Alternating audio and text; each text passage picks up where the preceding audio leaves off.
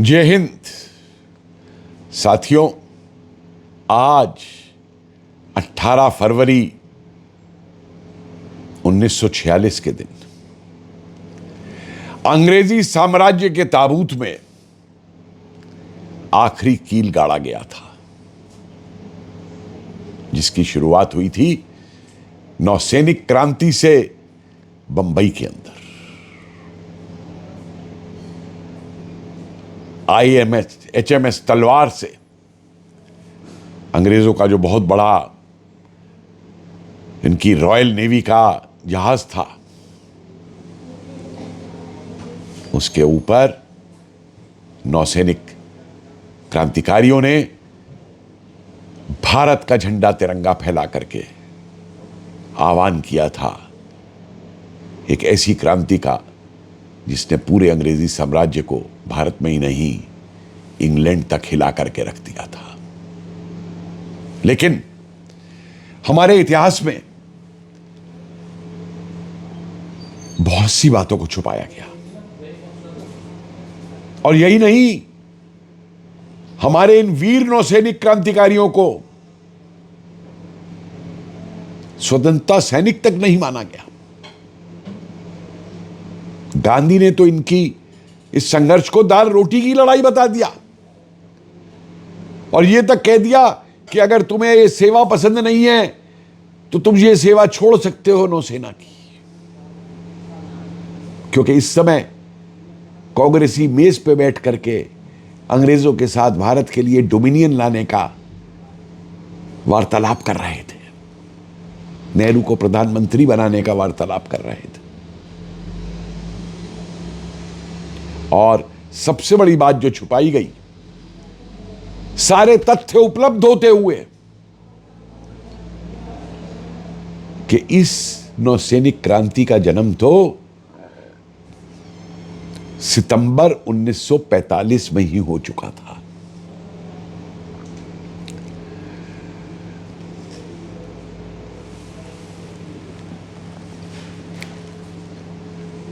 आजाद हिंद फौज के जिन लोगों को सिंगापुर में बंदी बना के रखा गया था,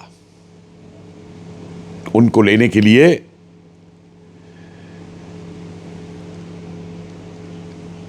ये HMS तलवार जो है, इस जहाज को भेजा गया था। और मेजर जनरल SC अलकप्पन, आजाद हिंद फौज के मेजर जनरल, उन्होंने ये लिखा है कि जब ये लोग आए और इन नौसैनिकों को पता लगा कि आजाद हिंद फौज किस लिए लड़ रही थी, तो उन्होंने ये कहा था, you have done your job, now it is our turn. Azad Hind Fauj के सैनिकों से ये कहा गया था कि तुमने अपना काम पूरा कर दिया, अब हमारी बारी है। ये एक सीधा संबंध दिखाता है सुभाष चंद्र बोस की आजाद हिंद फौज और नौसैनिक क्रांति के बीच। यही नहीं, हमें और भी बहुत सारे ऐसे वृतांत मिलते हैं।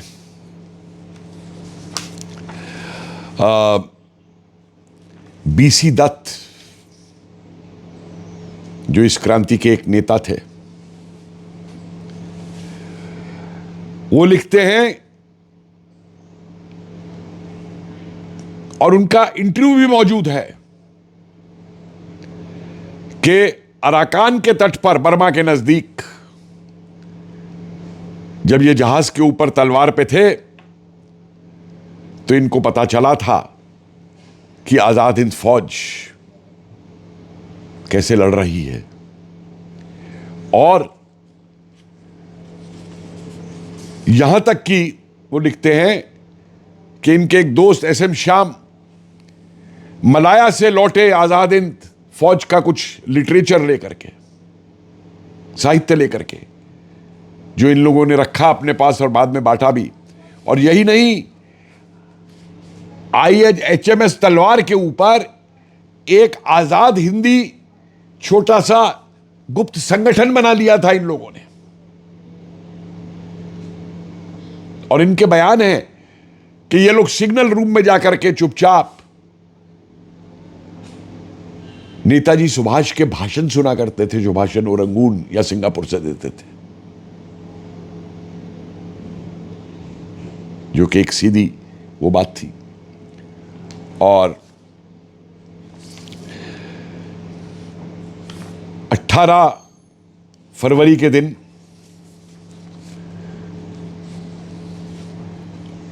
बंबई में जब ये HMS तलवार मौजूद था, तो इस पे ये क्रांतिकारी मीटिंग करते हैं और करीबन 1000 ये नौसैनिक विद्रोह का झंडा उठाते हैं, हॉकियां लेकर के और कुछ और शस्त्र लेके बंबई की सड़कों पर निकल आते हैं। यही वो दिन है जो कराची के अंदर चमक नामक जहाज के ऊपर भी मीटिंग होती है इन क्रांतिकारियों की, और वहां पे उद्घोष किया जाता है। और फिर सिग्नल के रास्ते हर जहाज के ऊपर, अंग्रेजों के नौसैनिक जहाज के ऊपर यह सिग्नल चला जाता है, और तमाम जहाज जो हैं अंग्रेजों की नौसैनिक के, उन पे नौसैनिक विद्रोह फौरन हो जाता है, फैल जाता है नौसैनिक विद्रोह सारे बंदरगाहों के ऊपर।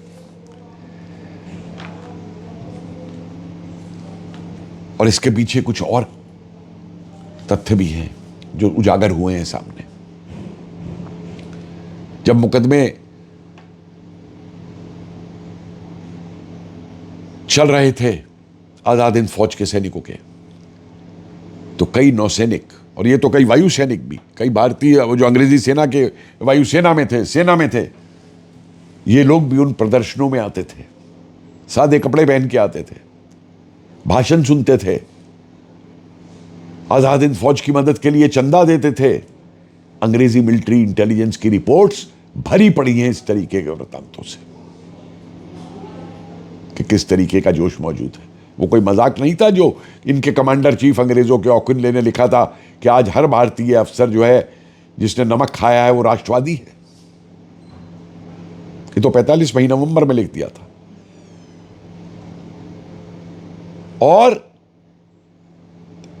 नवंबर से ही यह विद्रोह जो है पनप रहा था। HMS तलवार के ऊपर कभी उसका वो जो मास्क था उसको खराब कर दिया जाता था, और जनवरी में जब परेड होनी थी वहां पे, ये नेवी डे मनाते हैं अंग्रेज लोग, तो HMS जहाज पे जिस इलाके में वो परेड होनी थी उसके चारों तरफ लाल रंग से बड़े बड़े नारे लगा दिए गए थे, अंग्रेजों भारत छोड़ो।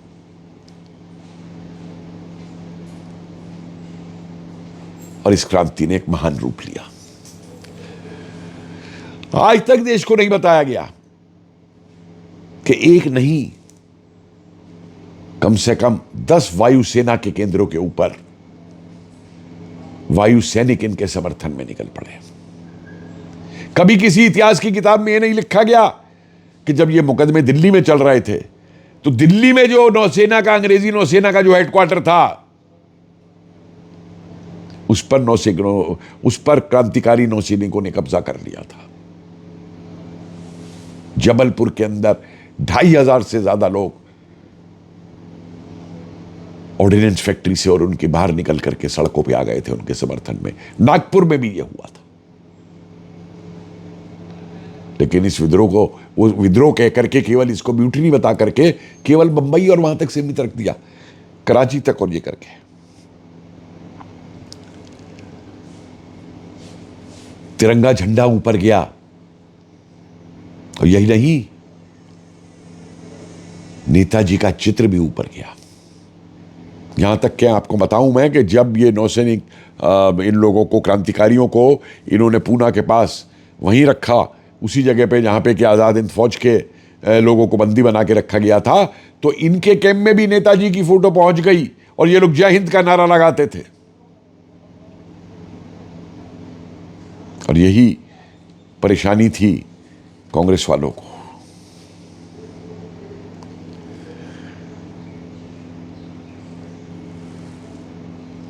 जिस तरीके का यह आंदोलन खड़ा हुआ, अंग्रेजी हुकूमत हुल गई थी उससे।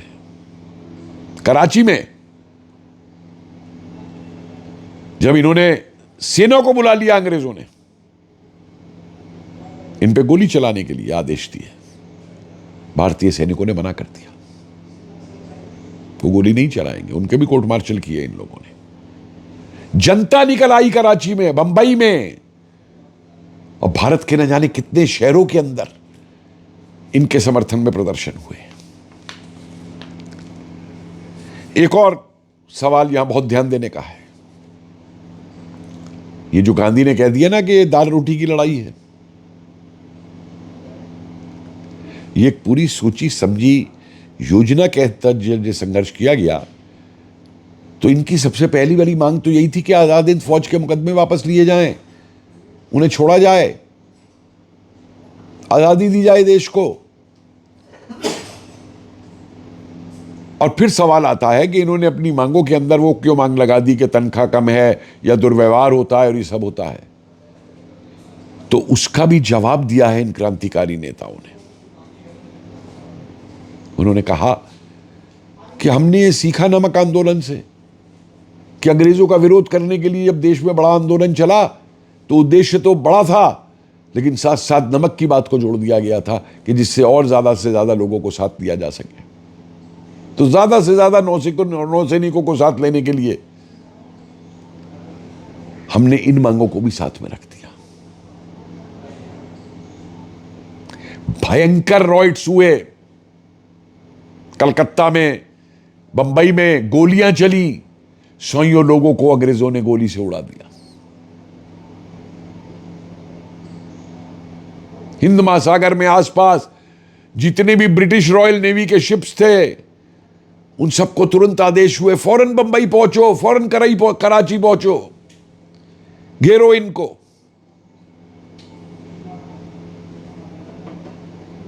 ये अपने आप में ही एक बहुत बड़ा विद्रोह था, एक बहुत बड़ा संघर्ष था अंग्रेजों के खिलाफ।